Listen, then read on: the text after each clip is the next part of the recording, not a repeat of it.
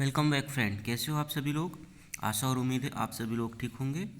तो आज हम एक और वैकेंसी की जानकारी लेके आ गए हैं आपके पास, जो कि है मध्य प्रदेश राज्य सहकारी बैंक मर्यादित लिमिटेड भोपाल के संदर्भ में।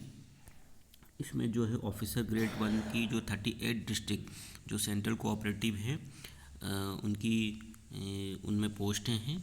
और चलिए जान लेते हैं। तो ये वैकेंसी जो है संभवतः आपकी ओपनिंग ही होने वाली है और ओपनिंग ही है।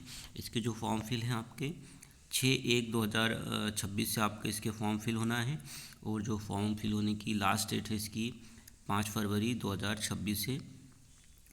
आपके जो जो है इसके एग्ज़ामिनेशन डेट जो है आजकल क्या है अनाउंस नहीं होती हैं, क्योंकि फॉर्म कितने फिल हो रहे हैं उस हिसाब से सेंटर ये क्राइटेरिया डिसाइड करते हैं कहाँ कहाँ एग्ज़ाम लेना है कब किस तिथि को।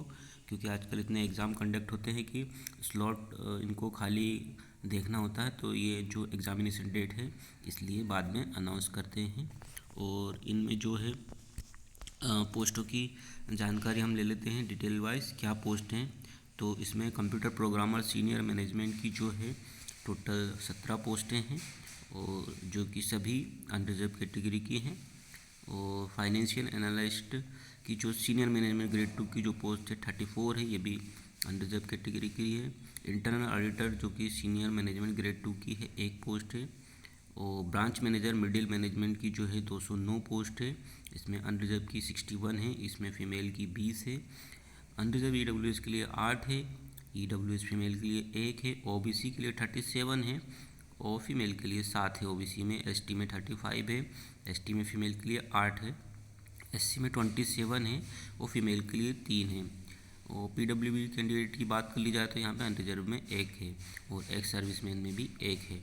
कंप्यूटर प्रोग्रामर 2 मिडिल मैनेजमेंट के लिए 5 पोस्ट हैं, जो कि सभी अनरिजर्व की है। अकाउंटेंट की जो है मैनेजमेंट की जो 47 पोस्ट है, जिसमें है आपकी 20 ओपन अनरिजर्व की है, 3 फीमेल की है अनरिजर्व में। और ओबीसी में 6 है ओपन में और 1 फीमेल के लिए है। एसटी में 9 है और 6 फीमेल के लिए है। एससी में 2 है और बाकी इसी प्रकार से टोटल पूरी ब्रीफ जानकारी ली जाए तो 313 पोस्ट है और 138 उसमें से अनरिजर्व के लिए है। फीमेल में अनरिजर्व में 23 है और ईडब्ल्यूएस में 8 पोस्ट हैं टोटल, फीमेल के लिए 1 पोस्ट है। ओबीसी में 43 पोस्ट है ओपन में, वो फीमेल के लिए 8 पोस्ट है। एसटी में बात कर ली जाए तो 44 पोस्ट है ओपन में और फीमेल में 14 पोस्ट है। एससी में 29 पोस्ट है ओपन में, फीमेल में 3 पोस्ट है। पीडब्ल्यूबी में 1 पोस्ट है और एक्स सर्विसमैन अनरिजर्व में 1 पोस्ट है। तो ये तो हमने बात कर ली आपकी वैकेंसी की डिटेल की कि क्या क्या वैकेंसी है और कितनी पोस्ट है इसमें। और आप तो इसको ब्रीफ जानकारी के लिए आप इसका नोटिफिकेशन देख लीजिएगा, क्योंकि मैं नोटिफिकेशन को इसमें डिस्क्रिप्शन लिंक में डाल दूंगा, तो आप नोटिफिकेशन देख लेना। क्योंकि ये वीडियो काफ़ी बड़ा हो जाएगा तो आप लोग इसको वीडियो को स्किप कर दोगे। तो मैं ये चाह रहा हूँ कि आपको सिर्फ मेन जानकारी ही दूँ आपको इसमें, तो इसलिए मैं डिटेल आपको थोड़ा थोड़ा दिखा रहा हूँ बस। और आप इसको देख के और आपको लगे तो आप नीचे डिस्क्रिप्शन में जो है इसका नोटिफिकेशन अच्छे से देख लीजिएगा। और चूँकि ये बैंक से रिलेटिव है तो आप इसमें कुछ अच्छी तैयारी कीजिए। सभी प्रकार के रिलैक्सेशन उसी प्रकार से आपको मिलेंगे जिस प्रकार से मिलते हैं। जैसे अनरिजर्व को कोई एज में कोई रिलैक्सेशन नहीं है, ओबीसी को 3 ईयर का, एससी एसटी को आपका 5 ईयर का रिलैक्सेशन है। और क्वालिफ़िकेशन की अगर हम बात कर ले तो यहाँ पे कंप्यूटर प्रोग्रामर के लिए बीटेक चाहिए आपका, एमसीए भी आपका चल जाएगा। 2 साल का आपका प्रोग्रामिंग एक्सपीरियंस चाहिए, जो कि इंस्टीट्यूट या गवर्नमेंट इंस्टीट्यूट या ऑटोनोमस बॉडी में आपके काम करने का हो। फाइनेंशियल एनालिस्ट की बात कर ली जाए तो फर्स्ट क्लास ग्रेजुएशन और second class post graduation MBA CA ICWA from any recognise university से आपका चल जाएगा। 2 ईयर एक्सपीरियंस आपका चाहिए इसमें। रिलेवेंट जो वर्क है RBI के लाइसेंस्ड ऑर्गेनाइजेशन जो हैं उनमें, तो माइक्रो फाइनेंस वगैरह इंस्टीट्यूशन जो हैं उनका आपका एक्सपीरियंस चल जाएगा इसमें। इंटरनल ऑडिटर जो है इसमें first class graduation, second class post graduation, MBA, CA, ICW चल जाएगा। और इसमें भी 2 साल का एक्सपीरियंस चाहिए। जो RBI से द्वारा लाइसेंस्ड जो इंस्टीट्यूशन है जो फाइनेंस में काम कर रहे हैं उनका 2 साल का एक्सपीरियंस चल जाएगा। ब्रांच मैनेजर की बात कर ली जाए तो यहाँ पे फर्स्ट क्लास ग्रेजुएशन और सेकंड क्लास पोस्ट ग्रेजुएशन चल जाएगा आपका। MBA भी आपका चल जाएगा रिकॉग्नाइज यूनिवर्सिटी से। इसमें 1 ईयर का 1 साल का एक्सपीरियंस चाहिए RBI से जो लाइसेंस्ड प्राप्त इंस्टीट्यूशन है उनका। कंप्यूटर प्रोग्रामर का भी में आप बात करें तो BE, BTech, BSc, IT, MCA आपका चल जाएगा। इसमें 2 साल का एक्सपीरियंस चाहिए आपका। रजिस्टर्ड इंस्टीट्यूशन और गवर्नमेंट जो ऑटोनोमस ऑर्गेनाइजेशन उनका।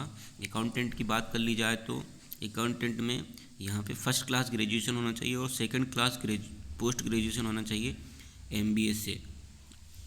MBA से आपका चलेगा। तो फर्स्ट क्लास ग्रेजुएशन की बात कर ले तो यहाँ पे ये थोड़ा सा देखना पड़ेगा कि यहाँ पे आपका ग्रेजुएशन में सभी सब्जेक्ट को ले रहा है या फिर MBA को ले रहा है, वो BBA या BCom या BCom कंप्यूटर इस टाइप के वो ग्रेजुएशन में ले रहा है वो। तो MBA तो इन्होंने यहाँ पे क्लियर कर दिया है बट ग्रेजुएशन का इन्होंने क्लियर नहीं करा है, तो आपको देखना पड़ेगा फॉर्म फिल करते टाइम। इसको थोड़ा सा अच्छे से वॉच करना फॉर्म फिल करते टाइम। और हम बात कर ले यहाँ पे आपके तो जो पे स्केल की है तो वो पे स्केल काफ़ी अच्छा है। लेवल 6, लेवल 9 का, लेवल 10, लेवल 9, लेवल 8 का पे स्केल है जो कि काफ़ी बढ़िया है। और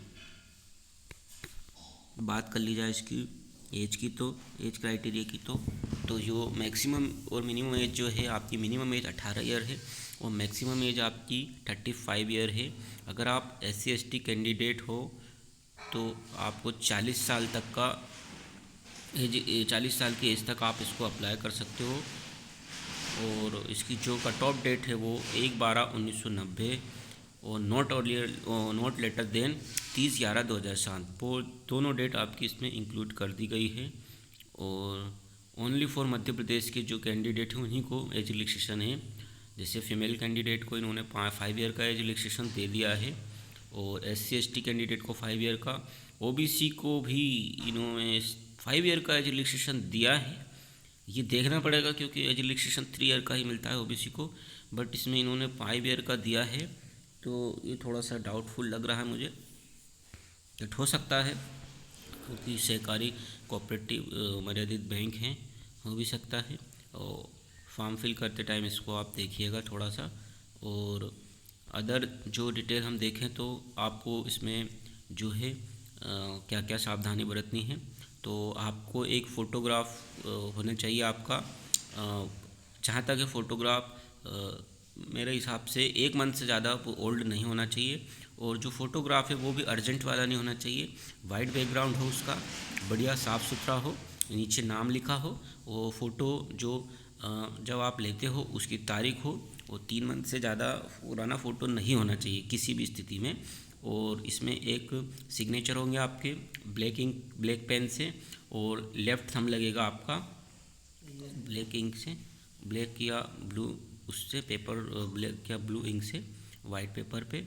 और एक हैंड रिटन डिक्लेरेशन जो रहेगा वो भी आपको वाइट पेपर पे लिखना है, ब्लैक या ब्लू इंक से। तो हैंड रिटन डिक्लेरेशन तो ये रहेगा आपका, यहाँ पे आई और आपका नाम, name of the candidate, hereby declare that all the information submitted by me in the application form is correct, true and valid. I will present the supporting document as the when required. ये आपका declaration रहेगा, ये आपका scan होगा और उसमें लगेगा। और ये आपको फॉर्म अप्लाई करना है 6/1/2026 से 5/2/2026 तक इसको आप फॉर्म फिल कीजिए, क्योंकि आजकल जो है साइड है और सर्वर बहुत दिक्कत देता है। तो जहाँ तक हो सके इसको जल्दी से जल्दी करने की सोचिए।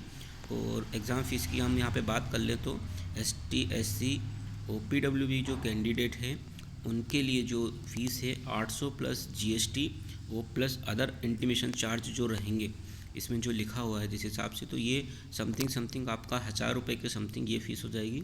और other for all others candidate के लिए आपके 1100 रुपये plus GST 18% plus other intimation charge हैं, तो ये भी आपसे 1300 के समथिंग आपका पहुंच जाएगा, 1300-1400 के समथिंग पहुंच जाएगा। तो फ्रेंड्स, आपको मेरे द्वारा जो जानकारी दी जा रही है वो काफ़ी हद तक सही होगी, और मैं ये चाहूँगा कि मेरी वीडियो अगर आपको पसंद आती है तो थोड़ा बहुत फ्रेंड्स, अगर आप देखते हो तो एक दो कमेंट डालिए, ताकि मैं इस प्रकार की और वीडियो बना सकूँ और मेरा मोटिवेशन थोड़ा हाई हो। और जो भी मेरे से त्रुटि हुई हो उसको भी बताइए आप, ताकि मैं और अच्छे से वीडियो बना सकूँ। सिलेबस वगैरह की और वैकेंसी वगैरह की आपकी डिमांड पे मैं एक वीडियो और बनाऊंगा, क्योंकि ये वीडियो काफ़ी लंबा हो रहा है।